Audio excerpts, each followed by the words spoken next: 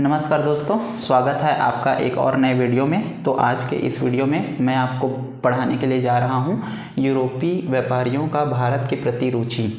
ठीक है, तो आपके मन में एक सवाल ये आ सकता है कि हम तो पॉलिटी पढ़ने के लिए जा रहे थे, लेकिन हम हिस्ट्री में कैसे जा रहे हैं। ठीक है, तो देखिए, पॉलिटी का जो पहला चैप्टर है वो ऐतिहासिक पृष्ठभूमि है ना। और ऐतिहासिक पृष्ठभूमि में हम अंग्रेज़ों से रिलेटेड जो अलग अलग डिफरेंट टाइप्स के जो एक्ट्स आए थे, जैसे कि पहला एक्ट रेगुलेटिंग एक्ट था, है ना, और दूसरा है पिट्स इंडिया एक्ट। उसके बाद बहुत सारे चार्टर एक्ट्स भी हैं, है ना, भारत शासन अधिनियम, ये सब जितने भी सारे एक्ट्स हैं जो एक के बाद एक आए हुए हैं। ठीक है, तो ये सारे एक्ट्स अंग्रेज़ों से रिलेटेड है ना। और अंग्रेज़ कहाँ से आए थे? अंग्रेज़ यूरोप से आए थे, है ना। यूरोपियन कंट्री जो हमारा यूनाइटेड किंगडम है, इंग्लैंड है, यहाँ से अंग्रेज़ हमारे इंडिया में आए हुए थे। ठीक है, लेकिन अंग्रेज़ों के आने से पहले भी इंडिया में बहुत सारे ऐसे यूरोपियन कंट्रीज़ हैं जो इंडिया में आना चाहते थे और आए भी। ठीक है, जैसे कि पुर्तगाल हो गया, है ना, और उसके बाद डच हो गया। ठीक है, अंग्रेज़ आए, है ना, फ्रांस के लोग आए। तो इस तरह से बहुत सारे जो यूरोपियन कंट्रीज़ के लोग हैं, वहाँ के जो यूरोपीय व्यापारी हैं, वो भी अंग्रेज़ों के आने से पहले भारत में आ चुके थे। क्लियर है? तो बेसिकली ऐतिहासिक पृष्ठभूमि के इस चैप्टर को पढ़ने से पहले इन सभी एक्ट्स, अंग्रेज़ों से रिलेटेड ये जितने भी टाइप के एक्ट्स हैं, regulating acts, Pitt's India act, इन सभी एक्ट्स के बारे में पढ़ने से पहले हम अंग्रेज़ों के बारे में पहले पढ़ेंगे। ठीक है, लेकिन अंग्रेज़ों से पहले थोड़ा सा हम यूरोपीय व्यापारियों के बारे में पढ़ेंगे कि अंग्रेज़ों से पहले भी और जो यूरोपियन कंट्रीज़ के जो लोग थे वो इंडिया आए थे, वो कैसे कैसे आए और बैकग्राउंड क्या था। ठीक है, क्यों वो आना चाहते थे इंडिया, और क्यों अंग्रेज़ और जितने भी यूरोपीय कंट्रीज़ के लोग हैं, ठीक है, ये इंडिया पे इतनी रुचि ले रहे थे। ठीक है, तो आज का ये वीडियो कुछ इसी टॉपिक पर है। ठीक है, बेसिकली अगर मैं एक ही वीडियो बनाता इन सभी टॉपिक को लेकर के, जिसमें मैं आपको यूरोपीय व्यापारियों का भारत के प्रति रुचि, ठीक है, इसके बारे में और अंग्रेज़ों के बारे में, फिर उसके बाद मैं आपको रेगुलेटिंग एक्ट, कम से कम एक ठो एक्ट अगर मैं आपको बताता तो ये वीडियो काफ़ी लंबा हो जाता। इस वजह से मैंने वीडियो को थोड़े थोड़े पार्ट्स में डिवाइड कर दिए हैं। ठीक है, तो मैं सबसे पहले इस विषय पर वीडियो बना रहा हूँ कि यूरोपीय व्यापारी भारत क्यों आना चाहते थे, भारत के प्रति उनकी रुचि इतनी ज़्यादा क्यों थी। ठीक है, पहला ये वीडियो बनाऊंगा, उसके बाद दूसरा वीडियो बनाऊंगा कि अंग्रेज़ कब आए थे, कैसे कैसे आए थे, अंग्रेज़ यहाँ पे आकर के क्या क्या किए। ठीक है, कैसे कैसे रेगुलेटिंग एक्ट बनाने की नौबत आई। ठीक है, तो ये दूसरा वीडियो पे मैं बात करूंगा। उसके बाद मैं तीसरा वीडियो लेकर के आऊँगा रेगुलेटिंग एक्ट के बारे में। ठीक है, वैसे तो दोस्तों ये वाला जो टॉपिक है हमारा यूरोपीय व्यापारियों का भारत के प्रति रुचि, ठीक है, ये हमारा हिस्ट्री का टॉपिक है ना। लेकिन ये टॉपिक मैं यहाँ पे इसलिए आपको पढ़ा रहा हूँ क्योंकि मुझे ये ज़रूरी लगा कि ऐतिहासिक पृष्ठभूमि वाले चैप्टर में जितने भी एक्ट्स के बारे में हम पढ़ते हैं, इन एक्ट्स को जानने से पहले हम थोड़ा सा उसके आगे की चीज़ों को जान लेंगे तो चीज़ें काफ़ी आसान हो जाएंगी समझने के पर्सपेक्टिव से। ठीक है, और इस टॉपिक का इतिहास में जब मैं आपको पढ़ाऊँगा तो वहाँ पर एक सेपरेट चैप्टर है भारत में यूरोपियों का आगमन।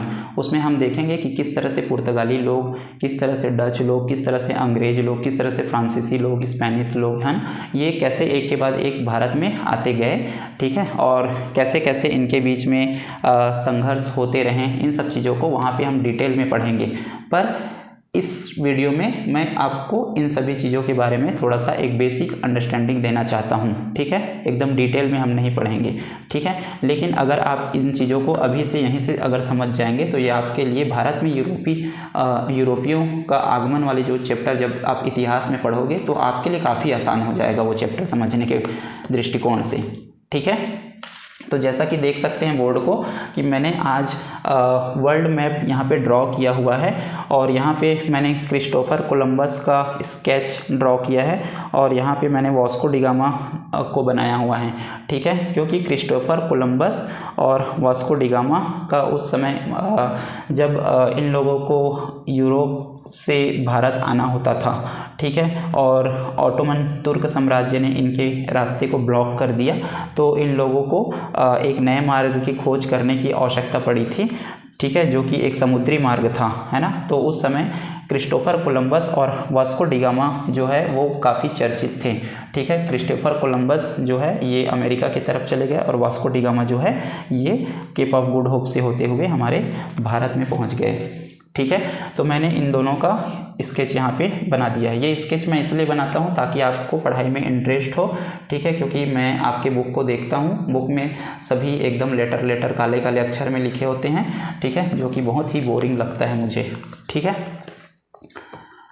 ओके, सो थोड़ा सा इस वर्ल्ड मैप के बारे में हम देख लेते हैं।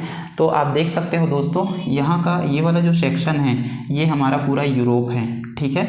मैं एक्चुअल में इस मैप को बहुत ही सरलीकरण तरीके से बनाना चाह रहा था और बहुत ही सरल तरीके से आपको दिखाना चाह रहा था, लेकिन एक्चुअल मैप में ये चीज़ें कहाँ पे हैं, कैसे हुई थी, ये भी आपको पता होना चाहिए। इस वजह से मैंने यहाँ पे वर्ल्ड मैप को ड्रॉ किया हुआ है, ठीक है। तो ये वाला जो एरिया हम देख रहे हैं, ये वाला जो सेक्शन है, ठीक है, ये यूरोप है, ठीक है। उसके बाद दोस्तों ये वाला जो रीजन हम देख रहे हैं, ये वाला रीजन यहाँ से लेकर के ये वाला, ये यहाँ से लेकर के ये सब, ये वाले जो रीजन्स हैं ये आता है एशिया महाद्वीप में, ठीक है। हमारा भारत देश एशिया महाद्वीप का ही एक हिस्सा है, ठीक है। उसके बाद आप इधर अगर देखेंगे तो इधर आपको दिखेगा अफ्रीका महाद्वीप, ठीक है।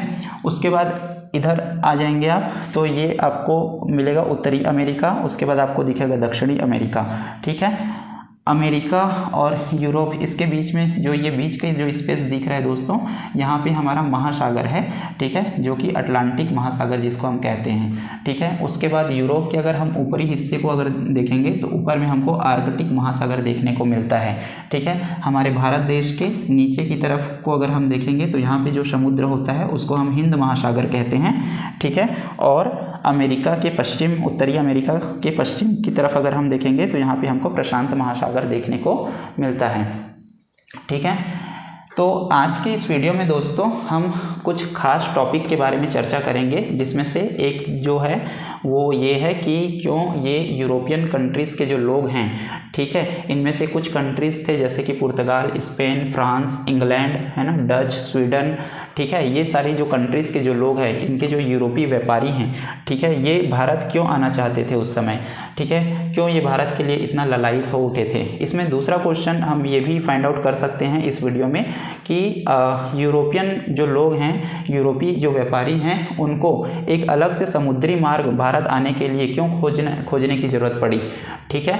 तो इसका भी इसमें आपको रीज़न देखने को मिल जाएगा। और तीसरा चीज़ हम थोड़ा सा क्रिस्टोफर कोलंबस के बारे में जानेंगे और चौथा चीज़ हम वास्को डी गामा के बारे में जानेंगे। उसके बाद इसमें जो बहुत एक और इम्पॉर्टेंट टॉपिक जो छुपा हुआ है वो है रेशम मार्ग, ठीक है, इसके बारे में भी हम इस वीडियो में देखेंगे, ठीक है। तो देखो दोस्तों, ये जो बात है दोस्तों, ये 15वीं शताब्दी से लेकर के 20वीं शताब्दी के बीच की बात है, ठीक है। उस समय क्या हो रहा था, कुछ यूरोपीय कंट्रीज़ के बीच में एशिया के साथ व्यापार करने की बहुत होड़ लगी हुई थी, ठीक है। ये लोग बहुत ही प्रतिस्पर्धा में थे कि हम एशिया के साथ ज़्यादा से ज़्यादा व्यापार कर सकें, ठीक है, एक दूसरे को कम्पीट कर रहे थे, ठीक है। और इसमें एशिया के साथ व्यापार करने में इनकी जो नज़र थी वो विशेष रूप से भारत पर थी। क्यों? क्योंकि भारत उस समय मसाले, रेशम, कपास और अन्य कीमती वस्तुओं के लिए पूरे विश्व भर में विख्यात था, ठीक है। खास करके जो हमारा केरल का जो मालाबार तट है ना, वो मसालों के लिए पूरे विश्व भर में विख्यात था। मसालों में ये काली मिर्च, इलायची, दालचीनी, जायफल, इन सब चीज़ों के लिए केरल जो है वो विश्व भर में विख्यात था। भारत मसालों के लिए बहुत ही ज़्यादा फेमस था उस समय। और ये यूरोपियन कंट्रीज़ के जो यूरोपीय व्यापारी हैं, ठीक है, ये समहाउ इंडिया आना चाहते थे, है ना, और इंडिया से इन सब चीज़ों को ये ले करके अपने यूरोप में जाना चाहते थे और यूरोप में उनको अच्छे महंगे दामों पे वो बेचते थे, काफ़ी उनको मुनाफा होता था क्योंकि यूरोप में इन सब चीज़ों की काफ़ी मांग थी उस समय। क्लियर है क्या? ठीक है। अब सवाल ये आता है दोस्तों कि यूरोपीय व्यापारी उस समय यूरोप से भारत कैसे आते थे, ठीक है।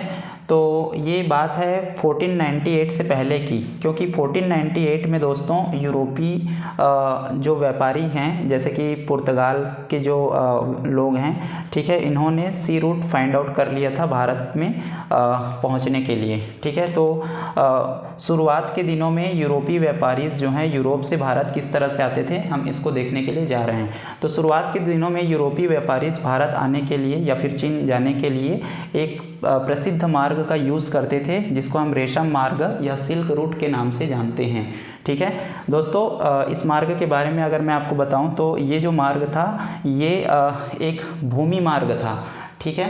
लोग यहाँ के यूरोपियन कंट्रीज़ के जो लोग हैं, जो यूरोपीय व्यापारीज हैं, इस भूमि को क्रॉस करते हुए, अलग अलग कंट्रीज़ को क्रॉस करते हुए, ठीक है, इस मार्ग में आते थे और उसके थ्रू ये भारत आते थे और चीन आते थे, ठीक है। रेशम मार्ग उस समय बहुत ज़्यादा प्रसिद्ध था। यूरोप के जो व्यापारीज हैं इस मार्ग को बहुत ही ज़ोरों शोरों से यूज़ करते थे उस समय, ठीक है। बेसिकली रेशम मार्ग जो है दोस्तों ये चीन और भारत को यूरोप से जोड़ने का काम करता है। जैसे कि आप यहाँ पे जो मैप मैंने बनाया है इसमें आप देख सकते हो कि ये जो बोल्ट लाइन आपको दिखाई दे रहा है ना, ये जो बोल्ट लाइन है, ठीक है, इस तरह से यहाँ से चीन से स्टार्ट किया है मैंने और ये भारत के हल्का सा ऊपर से होते हुए, ठीक है, और ये इस तरह से यहाँ पे अरब के देशों के ऊपर से यहाँ तक, ठीक है। तो ये जो बोल्ट लाइन है ये प्रमुख रेशम मार्ग हैं, ठीक है। इसके बाद इसमें आप और भी काफ़ी सारे ब्रांचेस देख पा रहे होंगे जो कि मैंने डॉट डॉट डॉट डॉट करके बनाया हुआ है, ठीक है। तो जैसे कि यहाँ पे रेशम मार्ग से कनेक्टेड ये कुछ ब्रांचेस हैं जो कि कजाकिस्तान और उज्बेकिस्तान, जो कि हमको मध्य एशिया में देखने को मिलता है, मध्य एशिया की कंट्री हैं, ठीक है, उनसे होकर के ये जाता है और ये ब्लैक सी जिसको हम काला सागर कहते हैं उससे होकर के ये कॉन्स्टेंटिनोपल, जिसको आज हम इस्तांबुल के नाम से जानते हैं, पहले इसका नाम जो था कॉन्स्टेंटिनोपल था या इसको हम कुस्तुनतुनिया के नाम से भी जानते हैं, ठीक है, जो कि तुर्क जो कंट्री है वहाँ पे ये है, ठीक है। तो ये यूरोपीय व्यापारियों के व्यापार का एक केंद्र था, यहाँ से वो लोग व्यापार करते थे।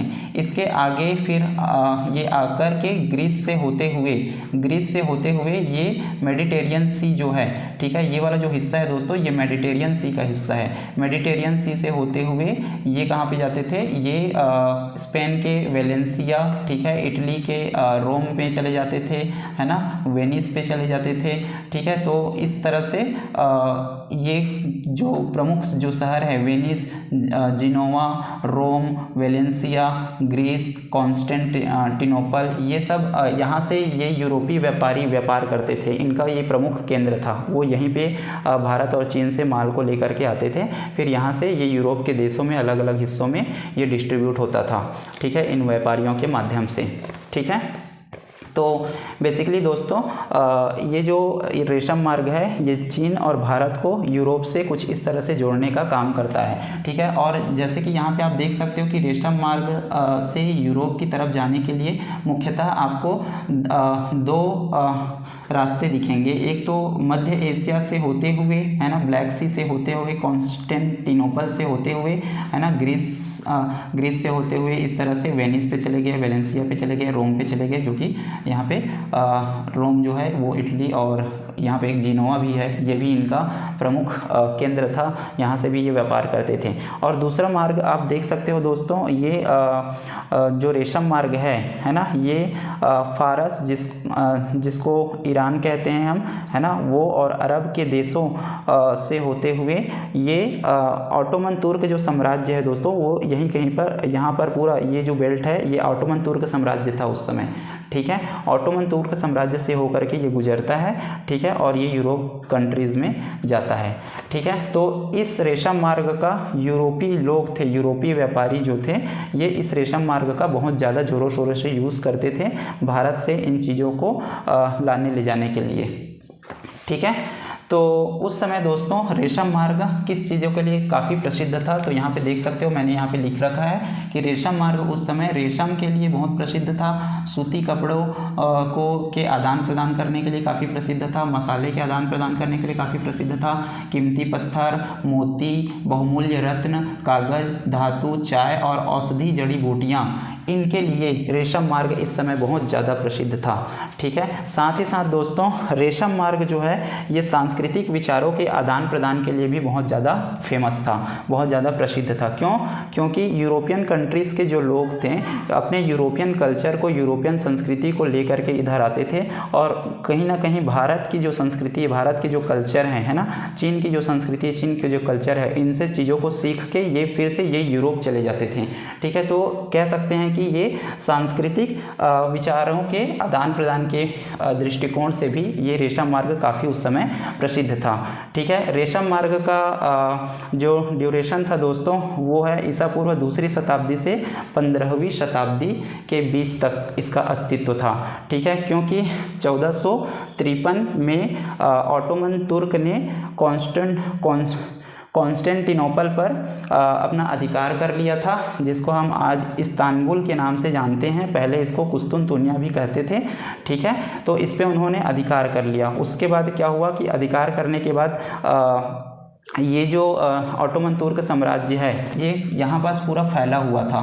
ठीक है, तो ऑटोमन तुर्क साम्राज्य वालों ने फिर यूरोपियों के लिए काफ़ी कहना चाहिए कि इनके लिए ये रास्ता को महंगा कर दिया, क्योंकि ये लोग बहुत ज़्यादा टैक्स लेने लग गए। ठीक है, यूरोपीय व्यापारियों से, जिसकी वजह से इनको व्यापार में काफ़ी पहले की अपेक्षा मुनाफा नहीं हो पाता था।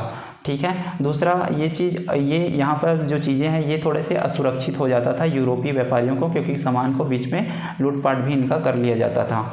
तो यहाँ पे रेशम मार्ग को रेशम मार्ग क्यों कहा जाता है दोस्तों? क्योंकि चीन से ये जो यूरोपियन कंट्रीज़ के जो लोग थे, यूरोपीय व्यापारी थे, चीन से रेशम का व्यापार बहुत ज़्यादा करते थे, रेशम का निर्यात बहुत ज़्यादा करते थे, जिसकी वजह से इस रास्ते का नाम, इस मार्ग का नाम रेशम मार्ग पड़ा। ठीक है, अब बात करते हैं दोस्तों कि यूरोप के जो ये यूरोपीय व्यापारी हैं, ठीक है, ये लोग रेशम मार्ग को तो यूज़ करते थे, लेकिन रेशम मार्ग में चूँकि रेशम मार्ग एक भूमि मार्ग है ना, तो ये रेशम मार्ग में भूमि से होकर के कैसे आते थे भारत तक। ठीक है, तो इसके बारे में हम यहाँ पे देख लेते हैं। तो जैसे कि हम देखते हैं जब भी ये यहाँ पर भारत और चीन से इनको माल ले जाना होता था, तो ये कैसे इस रेशम मार्ग का उपयोग करके अपने यूरोप में इन चीज़ों को, मसालों को, है ना, और सूती कपड़े, रेशम, इन सभी चीज़ों को, कीमती पत्थर, इन सभी चीज़ों को यूरोप ले जाते थे। ठीक है, तो कैसे कैसे करके ये लोग ले जाते थे, तो देखो यहाँ पे मैंने लिख रखा है कि यहाँ पे चीन और भारत से सामान को जब ये ले लेते थे, ठीक है, उसके बाद ये मध्य एशिया, यहाँ पे आप देख सकते हो कि इस वाले रीजन को हम मध्य एशिया कंसिडर कर सकते हैं, है ना, और मध्य एशिया में ये कजाकिस्तान और उज्बेकिस्तान, यहाँ से देखो भारत के रास्ते इस तरह से ये लोग ले लेते थे, है ना, इधर से ले लेते थे, और चीन से जो भी चीज़ें हैं, रेशम वगैरह है, वो इधर से ये ले लेते थे। उसके बाद ये मध्य एशिया में जाते थे, मध्य एशिया में जो कंट्री है कजाकिस्तान और उज्बेकिस्तान, इससे होते हुए ये जाते थे, है ना, कजाकिस्तान और उज्बेकिस्तान। उसके बाद या फिर एक तो मार्ग ये वाला है ना, और या फिर एक मार्ग ये वाला है, ये फारस ईरान से होते हुए ये चीज़ों को लेकर के जाते थे। ठीक है, और इसके बाद दोस्तों ये वाला जो रीजन है, यहाँ पे जब से ऑटोमन तुर्क साम्राज्य ने कॉन्स्टेंटिनोपल पर कब्जा कर लिया था 1453 में, ठीक है, उसके बाद से यहाँ पे ऑटोमन तुर्क साम्राज्य का पूरा फैला हुआ था साम्राज्य। ठीक है, तो फिर उनको ये ऑटोमन तुर्क साम्राज्य को क्रॉस करना होता था। ठीक है, ऑटोमन तुर्क साम्राज्य को क्रॉस करके फिर फाइनली ये यूरोप के कंट्रीज़ में पहुंचते थे, उनके अपने अपने शहरों में पहुंचते थे, जहां से ये व्यापार करते थे। जैसे कि यहाँ से मेडिटेरियन सी से होते हुए ये वेनिस, रोम, है ना, जिनोवा और वेलेंसिया, ग्रीस, कॉन्स्टेंटिनोपल, ठीक है, जो कि तुर्की में है ना, इन सब अपने डेस्टिनेशन प्लेसेस पर ये पहुंचते थे। ठीक है, और जैसे ही ये जिस माध्यम से ये गए रहते थे, उसी माध्यम से ये फिर से भारत और चीन आना जाना करते थे। ठीक है, इस रेशम मार्ग के माध्यम से। ठीक है, और ऐसा नहीं था दोस्तों कि उस समय ये लोग समुद्री मार्ग का यूज़ नहीं करते थे। जैसे कि यहाँ पे आप देख सकते हो, यहाँ पे ये मेडिटेरियन सी है, जिसको हम भूमध्य सागर भी हम कहते हैं, और ये हमारा काला सागर है, जिसको हम ब्लैक सी कहते हैं। ठीक है, और यहाँ पे हमारा रेड सी है, लाल सागर। ठीक है। तो अफ्रीका के अगर हम उत्तर पूर्व में देखें और एशिया के पश्चिम में देखें तो सऊदी अरब है, ठीक है। और अफ्रीका के उत्तर पूर्व में इजिप्ट है, जो कि जिसको हम मिस्र कहते हैं। इसके बीच में एक जो पतला सा यहाँ पे जगह दिखाई दे रहा है, ये रेड सी है, ठीक है। तो ये लोग क्या करते थे, भारत से इन चीज़ों को लेकर के मसाले को, बहुमूल्य कपड़ों को, सूती कपड़ों को, है ना, पत्थर मोती, ठीक है, इन सब चीज़ों को ले जाकर के ये रेड सी के माध्यम से, ठीक है, ये भूमध्य सागर से होते हुए यूरोपियन कंट्रीज़ में लेकर के जाते थे, ठीक है। और इसके अलावा ये लोग क्या करते थे, मध्य एशिया से कजाकिस्तान, उज्बेकिस्तान से होते हुए ये ब्लैक सी को क्रॉस करते हुए कॉन्स्टेंटिनोपल में लेकर के आते थे, ठीक है, सी मार्ग के थ्रू। और इस तरह से ग्रीस से होते हुए फिर से भूमध्य सागर से होते हुए ये लोग वेनिस, रोम, वेलेंसिया, है ना, इस तरह से यूरोपियन कंट्रीज़ में चीज़ों को लेकर के जाते थे, ठीक है। तो इस तरह से ये लोग समुद्री मार्ग को भी यूज़ करते थे और रेशम मार्ग को भी यूज़ किया करते थे।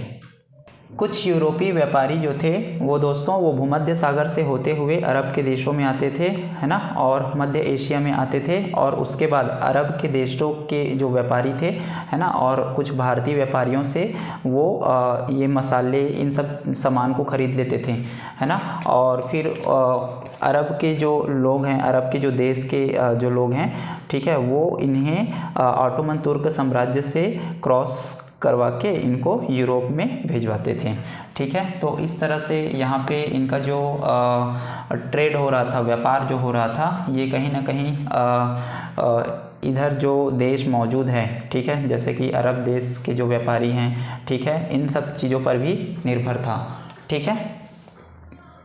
और कुछ जो व्यापारी होते थे वो भूमध्य सागर के रास्ते से होते हुए, अरब देशों से होते हुए, ईरान से होते हुए, पाकिस्तान का सिंध प्रांत से होते हुए भारत के गुजरात के जो बंदरगाह हैं वहाँ तक ये पहुँच जाते थे, ठीक है। उस समय भारत में जो प्रमुख बंदरगाह था ये था कालीकट में था, सूरत में था, और आपका मालाबार, कोचीन, इन सब जगहों पर भारत में जो बंदरगाह थे वो प्रमुख थे, ठीक है। अब यूरोपीय व्यापारियों का व्यापार तो रेशम मार्ग से अच्छे से हो रहा था दोस्तों, लेकिन ऐसी क्या ज़रूरत पड़ गई कि यूरोपीय व्यापारियों को समुद्री मार्ग खोजने की नौबत आ गई, ठीक है।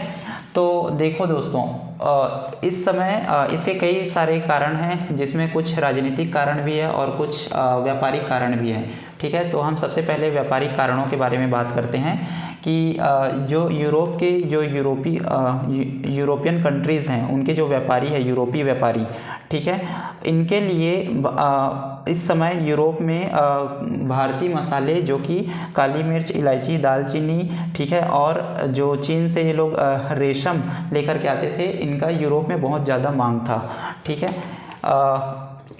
लेकिन यूरोप के जो यूरोपीय व्यापारी हैं, इनको भारतीय मसाले और रेशम को इस रेशम मार्ग से लाना बहुत ही ज़्यादा महंगा पड़ रहा था, क्योंकि बीच में काफ़ी सारे मध्यस्थ आ गए थे। कौन कौन आ गया था, जैसे कि सऊदी अरब के व्यापारी आ गए थे, ठीक है, और यहाँ पे तुर्क के व्यापारी आ गए थे, और कुछ बिचौलियाँ भी यहाँ पे उनको देखने को मिलता था, जिनकी वजह से इनके लिए जो भारतीय मसाले हैं और रेशम है वो बहुत ज़्यादा महंगे हो जाते थे। जब ये अपने यूरोप में ले जा कर के उनको बेचते थे तो उनको पहले की तरह मुनाफा नहीं होता था, ठीक है। दूसरा चीज़ ये है दोस्तों कि 1453 में ऑटोमन तुर्क साम्राज्य ने कॉन्स्टेंटिनोपल पर कब्जा कर लिया था, जो कि तुर्क की कंट्री में है, जिसको हम इस्तांबुल के नाम से भी जानते हैं, पहले इसको कुस्तुनतुनिया भी कहते थे, ठीक है। जब से इन्होंने इस पर कब्जा किया था, और चूंकि ये वाला जो सिटी है, ठीक है, ये रेशम मार्ग के लिए एक प्रमुख मार्ग था, मतलब एक प्रमुख केंद्र था रेशम मार्ग का, ठीक है। और इन पे इन्होंने ऑटोमन तुर्क साम्राज्य ने कब्जा कर लिया था। तो जब से उन्होंने कब्जा किया था उसके बाद से उन लोगों ने यूरोपियन कंट्रीज़ के जो यूरोपीय व्यापारी हैं उन पर बहुत भारी टैक्स लगाना चालू कर दिया था कि आप जब इस रास्ते से गुजरेंगे तो आपको बहुत भारी भरकम टैक्स पटाना पड़ेगा, जिसकी वजह से भी जब ये लोग भारत और चीन से मसाले और रेशम और बाकी सारे सामान को जब यूरोप ले जाते थे उसकी वजह से भी चीज़ें महंगी हो जाती थी और उनको उतना यूरोपीय मार्केट में बेनिफिट नहीं हो पाता था, ठीक है। और तीसरा जो इसका रीज़न है दोस्तों वो है सुरक्षा को लेकर के कि ये जो रेशम मार्ग था जब से ये क्या बोलते हैं ऑटोमन तुर्क साम्राज्य के कंट्रोल में आया था तब से ये यूरोपीय व्यापारी के लिए रेशम मार्ग काफ़ी असुरक्षित हो गया था, क्योंकि बीच में एक बहुत सारे ऐसे इनको लोग मिल जाते थे जो कि इनके साथ लूटपाट कर देते थे, है ना, और इनके सामान को छीन लेते थे। तो ये रेशम मार्ग जो है उस समय सुरक्षा के दृष्टिकोण से भी इनके लिए ठीक नहीं था, ठीक है। तो ये कुछ व्यापारिक कारण है दोस्तों जिसकी वजह से यूरोप कंट्री के जो यूरोपीय व्यापारी हैं वो अब ये चाहते थे कि क्यों ना हम एक ऐसे मार्ग की खोज करें जिसमें हमको इन लोगों से, है ना, अरब देशों के जो व्यापारी हैं, है ना, तुर्क साम्राज्य के जो व्यापारी हैं इनका सामना ना करना पड़े, ठीक है, और हमको भारी टैक्स ना देना पड़े और हम डायरेक्टली उस मार्ग से भारत तक बिना किसी झंझट से हम पहुंच जाएं और हम वहां से सामान लेकर के यूरोप के मार्केट में उनको ऊंचे दामों पर बेच सकें। तो इसलिए इनको ये एहसास हुआ कि हमको एक नए मार्ग की तलाश करनी होगी करके, तो इसलिए ये लोग यूरोप के कंट्री के जो यूरोपीय व्यापारी हैं, ठीक है, ये लोग समुद्री मार्ग की खोज करना शुरू कर दिए। इसके अलावा इनमें कुछ राजनीतिक कारण भी शामिल थे दोस्तों, जैसे पुर्तगाल और स्पेन की प्रतिस्पर्धा। पुर्तगाल और स्पेन उन दिनों समुद्री शक्ति बनना चाहते थे दोस्तों। उन्होंने नए मार्ग खोजने के लिए कई नाविकों को एक के बाद एक अलग अलग अभियान पर भेजा। साथ ही इनमें क्रिश्चियन धर्म का प्रचार प्रसार भी शामिल था दोस्तों। इस समय पुर्तगाल और स्पेन के ईसाई मिशनरियों को लगा कि उन्हें इस्लाम के प्रभाव को रोकना होगा और दुनिया में ईसाई धर्म फैलाना होगा, क्योंकि पुर्तगाल और स्पेन दोनों कैथोलिक ईसाई देश थे। इन देशों में मुख्य रूप से कैथोलिक ईसाई धर्म प्रचलित था, जिसका नेतृत्व रोम में स्थित पोप करते थे। ये देश मध्यकाल में इस्लामी शासन के प्रभाव में रहे थे, लेकिन बाद में ईसाई शासकों ने इन्हें फिर से ईसाई बहुल देश बना दिया। अब समझते हैं दोस्तों स्पेन और पुर्तगाल में ईसाई धर्म का प्रभाव कैसे बढ़ा। तो देखो दोस्तों, 711 से 1492 के बीच रिकॉन्क्विस्टा नामक एक युद्ध हुआ था, जिसका उद्देश्य मुस्लिम मूर शासकों से दक्षिणी पुर्तगाली और स्पेनिश क्षेत्रों को मुक्त कराना था। स्पेन और पुर्तगाल पर 8वीं शताब्दी से मुस्लिम मूर शासक शासन कर रहे थे दोस्तों। ईसाई शासकों ने धीरे धीरे मुस्लिम शासकों को हराकर 1492 तक स्पेन और पुर्तगाल को पूरी तरह से ईसाई राष्ट्र बना दिया। इसके बाद 1494 में स्पेन और पुर्तगाल के बीच एक संधि हुई, जिसे ट्रीटी ऑफ टार्डेसिलस या टार्डेसिलस की संधि कहते हैं दोस्तों।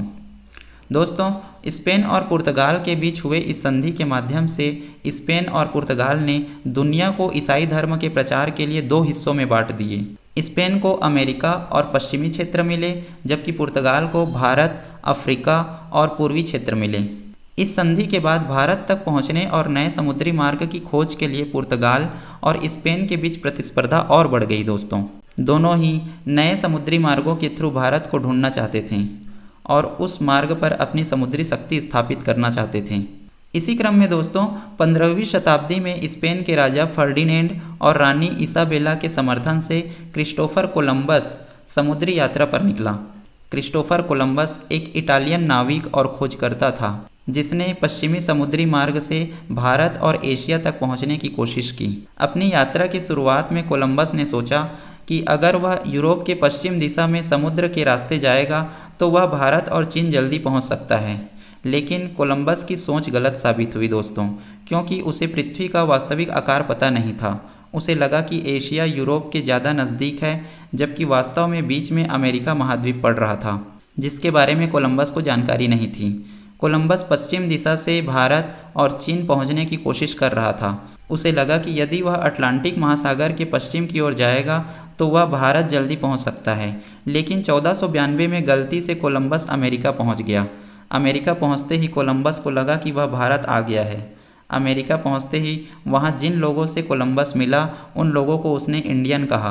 कोलंबस ने वास्तव में भारत नहीं खोजा दोस्तों, वह अमेरिका के बहामास द्वीप पर पहुंचा जो कैरिबियन क्षेत्र में स्थित है। लेकिन उसे जीवन भर यही भ्रम रहा कि वह भारत में है। आज जो हम वेस्ट इंडीज नाम सुनते हैं दोस्तों, वो कोई देश नहीं है, बल्कि यह कैरिबियन क्षेत्र के देशों का एक समूह का नाम है, जिसमें बहामास भी शामिल है, जहां कोलंबस अपनी पहली यात्रा में पहुंचा था।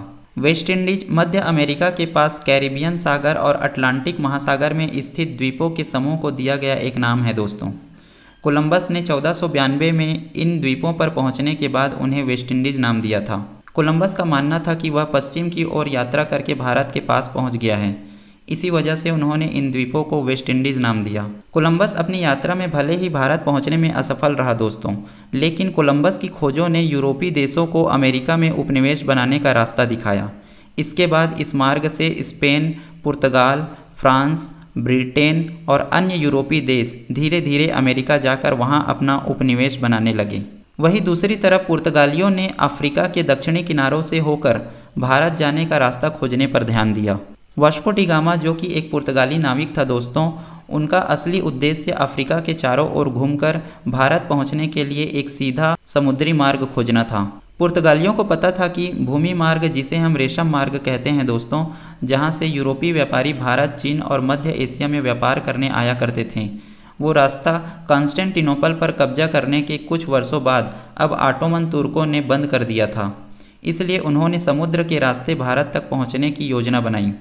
1498 में केप ऑफ गुड होप से होते हुए वास्को डी गामा भारत के कालीकट पहुंचा। कालीकट केरल राज्य के कोझिकोड जिले में स्थित एक शहर का नाम है दोस्तों। पहले इस शहर को कालीकट के नाम से जाना जाता था। कोझिकोड मालाबार तट पर बसा हुआ है। अंततः वास्को डी गामा ने भारत पहुंचने के लिए सही समुद्री मार्ग खोज निकाला दोस्तों, और इसके बाद धीरे धीरे भारत में यूरोपीय औपनिवेशिक युग की शुरुआत हुई।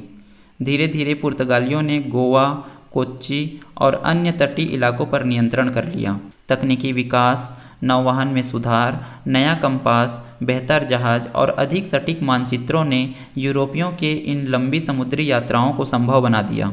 इस प्रकार यूरोपियों के लिए समुद्री मार्ग की खोज दो तरफ से हुई थी दोस्तों। पुर्तगाल की तरफ से वास्को डी गामा अफ्रीका के चारों ओर घूमकर भारत पहुंच गया। वहीं दूसरी तरफ स्पेन की ओर से कोलंबस ने पश्चिम की ओर यात्रा की, लेकिन वह गलती से अमेरिका पहुंच गया और उसी को वो भारत समझने लग गया। क्रिस्टोफर कोलंबस और वास्को डी गामा दोनों ही भारत और एशिया पहुंचने हेतु समुद्री मार्ग खोजने के लिए निकले थे, लेकिन उनके रास्ते अलग अलग थे दोस्तों। इसमें से एक भारत नहीं पहुंच पाया और एक भारत पहुंच गया। इसके बाद दोस्तों वास्को डी गामा द्वारा खोजे गए इस समुद्री मार्ग से भारत और यूरोप के बीच सीधा व्यापार शुरू हो गया। इसके बाद पुर्तगाल, डच, ब्रिटेन, डेनिश, फ्रांस और स्पेनिश देशों के यूरोपीय व्यापारी एक के बाद एक भारत आने लगे और इस तरह धीरे धीरे भारत पर औपनिवेशिक शासन स्थापित हुआ दोस्तों। भारत आने वाले प्रमुख यूरोपीय देशों के व्यापारियों में पुर्तगाली, डच, अंग्रेज, डेनिश, फ्रांसीसी और स्पेनिश शामिल थे। ये क्रमशः पुर्तगाल, नीदरलैंड, इंग्लैंड, फ्रांस और स्पेन देशों के निवासी थे। इन सभी देशों का भारत आने का मुख्य उद्देश्य यहाँ व्यापार करना था और यहाँ से अधिक लाभ अर्जित करना था। इन सभी की अपनी अपनी व्यापारिक कंपनियाँ थी दोस्तों। जैसे अंग्रेजों की कंपनी का नाम ब्रिटिश या अंग्रेजी ईस्ट इंडिया कंपनी था। दोस्तों भारत आने वाले इन यूरोपीय देशों के यूरोपीय व्यापारियों का भारत आने और भारत से जाने का क्रम अलग अलग है, जिसे हम बाद में देखेंगे। जब अंग्रेज भारत आए उस समय यहाँ पुर्तगाली और डच लोग पहले से आ चुके थे और पुर्तगालियों के आने से पहले भारत में अरब व्यापारी यहाँ पहले से ही अपना पैर पसार चुके थे। उस समय हिंद महासागर के व्यापार पर अरब व्यापारियों का एकाधिकार था।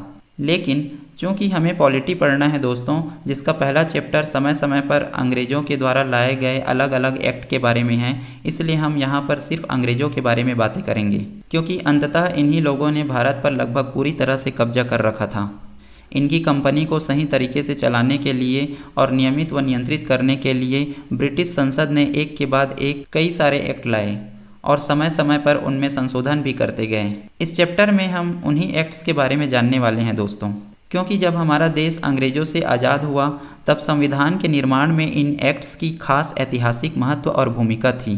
तो कौन कौन से वो एक्ट्स थे दोस्तों, इसे हम देखेंगे अपनी अगली वीडियो में, क्योंकि वीडियो बहुत ज़्यादा लंबी हो जाएगी। तब तक के लिए आप सभी अपना पढ़ाई करते रहें। हम मिलेंगे पॉलिटी सब्जेक्ट की अगली वीडियो में। Please do like, comment, share and subscribe. Stay tuned. Bye bye.